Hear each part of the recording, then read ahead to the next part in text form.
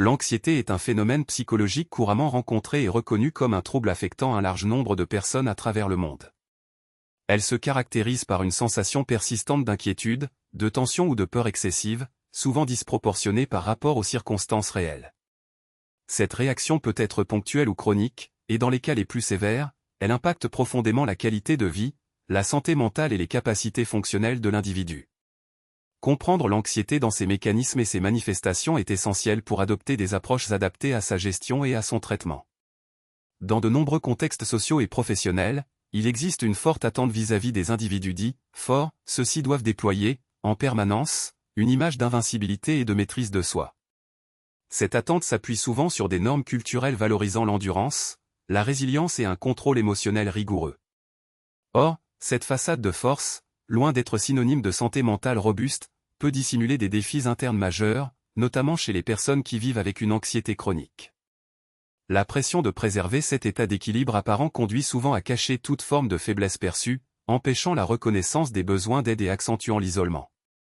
L'anxiété génère une dynamique paradoxale, elle crée un besoin pressant de tout maîtriser tout en provoquant une fatigue émotionnelle intense et souvent insidieuse. Ce double effet peut conduire l'individu à adopter une posture de surinvestissement dans ses responsabilités ou interactions sociales, dans le but de compenser un malaise intérieur non exprimé. Cependant, ce mécanisme de compensation s'avère contre-productif parce qu'il amplifie le stress, bloque l'expression authentique des émotions et fragilise progressivement le bien-être psychique. La difficulté majeure réside donc dans la reconnaissance et l'acceptation des limites personnelles, face à un système mental anxieux qui culpabilise l'abandon ou la faiblesse perçue. Sur le plan neuropsychologique, l'anxiété implique une activation excessive du système nerveux autonome, notamment la branche sympathique, responsable des réactions de « lutte ou fuite ». Cette hyperactivation entraîne une production accrue d'hormones du stress, telles que le cortisol, qui, sur une longue durée, provoque non seulement un épuisement physique mais altère également la régulation émotionnelle et cognitive. Par conséquent, les personnes anxieuses font souvent l'expérience d'une fatigue profonde qui n'est pas visible extérieurement, ce qui peut renforcer le sentiment de solitude face à leur combat intérieur. Il est également important de souligner que l'anxiété influence le mode de pensée et le regard porté sur soi-même. Elle tend à instaurer des croyances limitantes, comme l'idée qu'il faut impérativement être forte en toutes circonstances, que la vulnérabilité est un signe d'échec ou de faiblesse, et que demander de l'aide expose à un jugement négatif. Ces représentations erronées empêchent l'autocompassion et retardent le recours aux soutiens essentiels, qu'ils soient sociaux ou professionnels, ralentissant ainsi le processus de guérison. Elle contribue à installer un cercle vicieux où la peur de céder et l'auto-pression accentuent le malaise et prolongent la souffrance. Dans ce contexte, il devient crucial d'adopter une approche informée et empathique vis-à-vis des personnes confrontées à l'anxiété. Plutôt que de valoriser uniquement la performance ou la résistance, il convient de promouvoir la compréhension des mécanismes sous-jacents, la reconnaissance des signes de fatigue émotionnelle, et l'importance d'un équilibre entre dynamisme et repos. Les interventions efficaces passent par l'éducation sur le fonctionnement de l'esprit anxieux, la pratique régulière d'outils de gestion du stress, l'ouverture à la communication authentique, ainsi que par le développement d'un rapport sain à ses propres limites. Aborder l'anxiété sous cet angle objectif et concret permet de démystifier cette expérience souvent stigmatisée et mal comprise. Cela encourage également à cesser d'associer la force uniquement à l'invulnérabilité, pour redéfinir la force véritable comme étant la capacité à vivre pleinement, à reconnaître ses besoins et à intégrer ses faiblesses comme faisant partie de la condition humaine. Cette perspective ouvre la voie à une transformation personnelle profonde, centrée sur l'acceptation de soi, la bienveillance intérieure et la construction d'un équilibre durable. Il s'agit d'un enjeu majeur pour le bien-être individuel et collectif, qui invite à repenser les normes sociales et culturelles autour de la santé mentale et du rapport à l'émotion. L'anxiété, en tant que phénomène psychologique, se manifeste également par des réponses physiologiques souvent méconnues, lesquelles peuvent influer considérablement sur le fonctionnement corporel général. Par exemple, elle peut entraîner des troubles du sommeil spécifiques, tels que des difficultés à l'endormissement, des réveils nocturnes fréquents ou un sommeil non réparateur. Ces perturbations contribuent à altérer la concentration, la mémoire et la capacité à réguler les émotions pendant la journée, créant ainsi un cercle défavorable où l'inconfort mental et corporel s'entretiennent mutuellement. Par ailleurs, il est essentiel de souligner l'impact de l'anxiété sur le système immunitaire. Des études cliniques ont démontré que le stress chronique dû à un état anxieux exacerbant provoque une suppression partielle des défenses immunitaires, ce qui augmente la vulnérabilité aux infections et ralentit le processus de guérison. Cette corrélation souligne que l'angoisse prolongée ne se limite pas à un état psychique, mais se traduit également par une atteinte tangible à la condition physique, un aspect souvent sous-estimé dans les évaluations traditionnelles. Au-delà des effets neurobiologiques, le fonctionnement cognitif se trouve aussi profondément impacté par cette réalité. Les capacités analytiques, la prise de décision et la résolution de problèmes sont fréquemment compromises. En effet, l'état anxieux tend à monopoliser l'attention avec des pensées négatives récurrentes, exacerbant les doutes internes et entravant la mise en place d'actions efficaces. Ce phénomène, connu sous le nom de rumination, alimente un cercle vicieux rendant la sortie de cet état particulièrement complexe sans intervention consciente. Dans une perspective psychosociale, la manière dont sont vécues et exprimées les manifestations anxieuses varie considérablement selon les facteurs culturels, l'éducation reçue et les expériences individuelles. Certaines sociétés valorisent l'endurance silencieuse et la maîtrise émotionnelle, ce qui peut conduire à dissimuler systématiquement toute forme de faiblesse ou d'inconfort psychologique. Ce contexte socioculturel a une influence directe sur la propension à solliciter une aide extérieure, freinant ainsi l'accès à des ressources précieuses telles que le soutien institutionnel, la psychothérapie ou les groupes d'accompagnement. Sur le plan comportemental, l'anxiété peut induire des stratégies d'évitement qui limitent la participation aux activités sociales, professionnelles ou de loisirs. Ces mécanismes, bien que visant à réduire temporairement la sensation anxiogène, renforcent à long terme la détresse et l'isolement. Par exemple, la réticence à prendre la parole lors d'une réunion ou à fréquenter des lieux publics engendre un repli progressif qui fragilise la construction de liens interpersonnels solides et durables. Ce phénomène accentue alors le sentiment d'exclusion et nuit à l'équilibre général. Il convient aussi d'aborder l'influence des facteurs environnementaux et de mode de vie sur l'intensité de l'anxiété. Une hygiène de vie inadéquate, caractérisée par un manque d'activité physique, une alimentation déséquilibrée ou une consommation excessive de stimulants comme la caféine, peut amplifier l'état anxieux.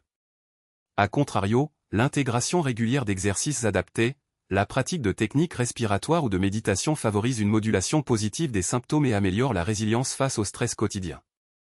Enfin, l'aspect neurochimique de l'anxiété révèle des déséquilibres au niveau des neurotransmetteurs essentiels à la régulation des émotions, tels que la sérotonine, le GABA ou la dopamine. La connaissance de ces mécanismes a permis le développement de traitements pharmacologiques spécifiques visant à rétablir un équilibre neurochimique plus propice à la détente et à la stabilité émotionnelle. Toutefois, ces approches nécessitent un suivi rigoureux et sont souvent combinées avec des interventions psychologiques pour optimiser les résultats à long terme. Ainsi, appréhender l'anxiété dans sa diversité et sa complexité nécessite une analyse approfondie des différentes sphères impactées, allant du corps au cerveau, en passant par le contexte externe et le comportement. Une compréhension globale facilite l'élaboration de stratégies personnalisées et cohérentes, permettant de restaurer une qualité de vie satisfaisante et un fonctionnement harmonieux. Ceci conduit également à dépasser une vision simpliste ou stigmatisante, en valorisant une approche multidimensionnelle intégrant les multiples composantes de ce phénomène. Il devient essentiel d'appréhender la complexité de cette dynamique intérieure en dépassant les perceptions conventionnelles liées à la gestion des tensions internes. La pression exercée par certaines attentes culturelles tend à uniformiser l'expression des émotions, imposant un modèle où la constance dans la maîtrise personnelle est perçue comme une exigence incontournable. Or, ce cadre restreint ne prend pas en compte la diversité des réponses individuelles ni la nécessité d'espaces sécurisants pour l'exploration authentique de ces ressentis profonds. Cette uniformisation conduit fréquemment à une inhibition progressive des manifestations affectives, engendrant une dissociation entre l'apparence extérieure et le vécu intime. Ce décalage crée un environnement interne peu propice à l'épanouissement, où l'énergie psychique est mobilisée vers le maintien d'un équilibre factice plutôt que vers l'innovation et l'adaptation. Ce mécanisme silencieux, s'il n'est pas repéré et adressé, fragilise les capacités d'adaptation et la satisfaction personnelle à long terme. Le maintien constant de cette façade induit également des conséquences cognitives significatives. En effet, le déroulement mental se trouve affecté par un investissement important dans la gestion de ses impressions extérieures, au détriment de ressources nécessaires à la réflexion profonde, à la créativité ou à la résolution optimale de problèmes. La surcharge mentale ainsi créée altère la fluidité des processus décisionnels et limite la capacité à faire preuve de flexibilité face aux situations changeantes. Par ailleurs, l'absence de relais ou de points d'appui vulnérables dans la communication interpersonnelle restreint considérablement la construction d'interactions sincères et enrichissantes. L'engagement dans des échanges authentiques repose sur la possibilité d'exprimer des aspects parfois fragiles de son expérience, condition indispensable à la consolidation des liens humains fondés sur la confiance mutuelle. En privant cet espace d'expression, on enferme l'individu dans un isolement relationnel qui peut renforcer les doutes et l'insécurité intérieure. Il convient aussi de considérer les mécanismes physiologiques sous-jacents à cette dynamique. Le corps, en tant que système intégré, réagit à la tension émotionnelle accumulée par des réponses adaptatives souvent imperceptibles mais durables.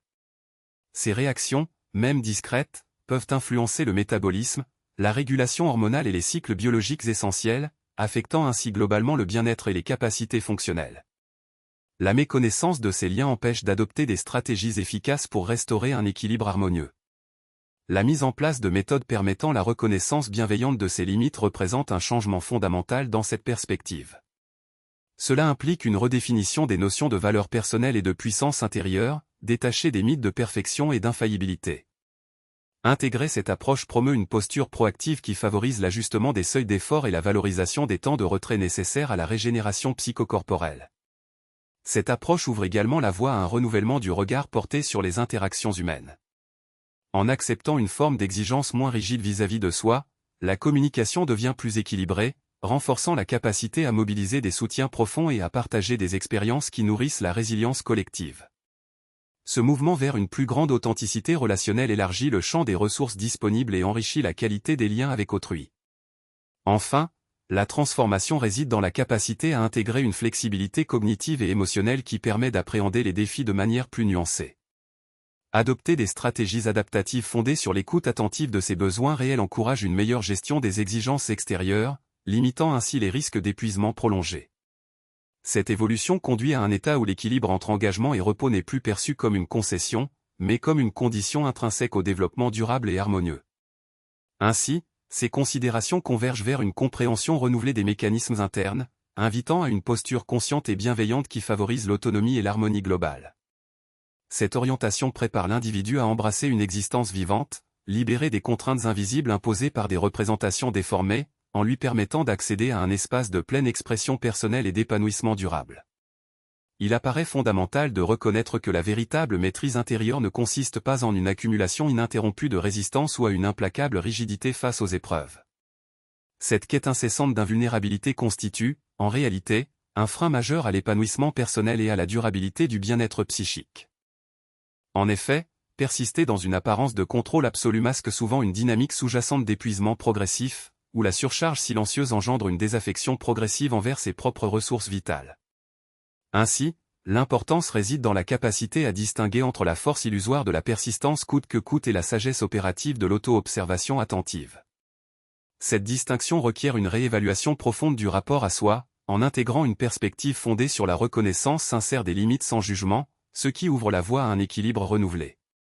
Cette disposition libère l'individu de la tyrannie des exigences idéalisées, favorisant l'émergence d'une relation plus fluide avec ses vécus intérieurs, et par extension, avec son environnement. Elle contribue également à réconcilier les dimensions corporelles et psychiques, souvent déconnectées dans les processus de surcharge durable, en proposant une approche holistique des mécanismes en jeu. Par ailleurs, comprendre ces dynamiques sous un angle systémique implique de considérer la multiplicité des interactions entre facteurs internes et éléments contextuels. L'environnement social, culturel et professionnel influe significativement sur la manière dont chacun perçoit et gère ses tensions internes. Dans cette perspective, la construction d'un cadre prenant en compte cette complexité favorise l'instauration d'espaces sécurisés propices à l'expérimentation de nouvelles attitudes, où exprimer ses besoins devient une ressource et non un risque. Ce changement requiert notamment une transformation des normes collectives relatives à la vulnérabilité et à l'entraide. Il est aussi nécessaire de souligner que l'allègement progressif des charges invisibles passe par une remise en question constructive des schémas cognitifs contraignants. L'identification et la modification des représentations limitatives permettent de restaurer une forme d'autonomie psychique et d'optimiser les mécanismes de régulation. Cette dynamique inclut l'apprentissage de l'autocompassion véritable, qui s'inscrit en rupture avec la culpabilisation souvent induite par la prétendue nécessité d'être sans faille. Elle invite à se considérer avec bienveillance, comme une condition indispensable pour évoluer dans un climat intérieur serein et durable. Enfin, la capacité à renouveler sa manière d'interagir avec autrui représente un levier essentiel dans l'acquisition d'une tranquillité prolongée. Favoriser la transparence choisie, établir des dialogues fondés sur la confiance réciproque et mettre en place des soutiens adaptés facilite l'atténuation des tensions accumulées. Ce processus s'inscrit dans une dynamique collective, où le partage authentique devient une source d'enrichissement mutuel, stimulant le développement personnel tout en renforçant la cohésion sociale. En synthèse, l'essentiel réside dans la transition d'un modèle fondé sur la résistance ininterrompue vers un paradigme qui valorise la conscience lucide des limites personnelles et la capacité à les respecter avec intégrité. Ce passage implique un travail continu d'écoute intérieure et de libération progressive, afin de rétablir une harmonie durable entre les différentes dimensions de l'être. Il s'agit d'un processus évolutif, où la force véritable s'exprime par l'acceptation éclairée et la gestion équilibrée des besoins profonds, conduisant inexorablement à une existence plus authentique et épanouie.